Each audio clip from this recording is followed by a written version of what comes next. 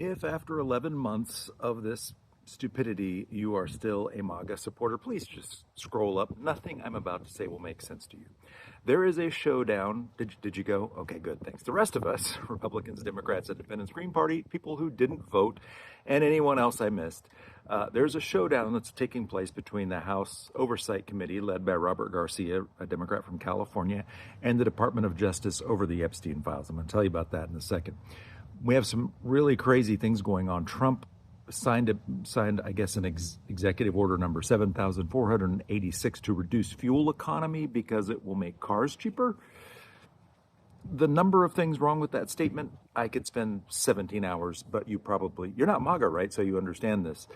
A former CIA operative who worked in counterintelligence, anti-terrorism in Afghanistan is in America and tries to kill, or successfully kills, one member of the National Guard in Washington, D.C. So Camo Barbie wants to have travel bans in all kinds of countries, including Afghanistan, because that response makes sense.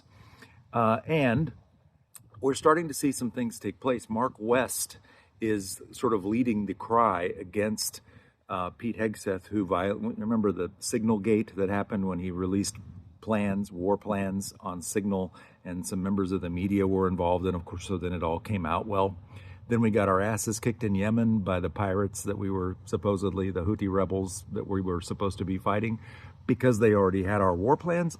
I don't know where they got them. Turns out that's a pretty serious crime in and of itself. I don't think Trump will fire anyone from his cabinet, because that doesn't seem to be a thing this time around, but the grounds are certainly there.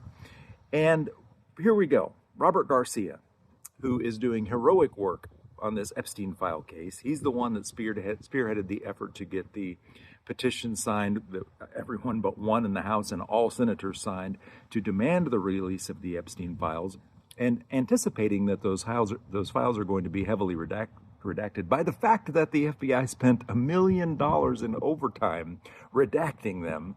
He's got the records from the Virgin Islands, from Epstein Island, and he's going through the records, especially the financial records, to try to figure out where the money leads them, to find out who's actually on the mythical Epstein list, the people who victimized those children for child sex trafficking crimes.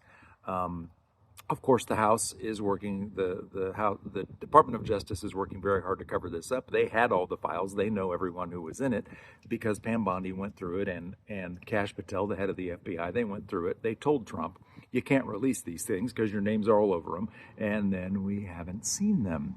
So admirable work going on in this fight between House Oversight and the Department of Justice, and I think we're starting to see whoever the next president is. My guess is Gavin Newsom, or at least the Democratic president. I don't know. Will we elect Trump a third time? I'm finished betting against that. But when you think about it, Mark West would make a great head of the Department of Defense. Of course, it will be the Department of Defense once again if a Democrat wins the next presidential election. The sweeping cancellations of all these ridiculous things that Trump has done with executive orders will happen on, I'm sure, the first hour of the next person's presidency. But boy, I think Robert Justice would make a hell of the head of the Department of Justice. It would be nice to see Robert Garcia rewarded for the hard work that he's doing on behalf of the victims of the Epstein files, but also on behalf of Americans who deserve to know what went down and to know that justice is being served. This is what we got to do, folks. We got to stick together. It's not Republicans versus Democrats. It is all of us against this MAGA regime and the insanity that they are bringing upon our country. My name's Bill. I'm a college professor in Dallas, Texas. As always, thanks for watching.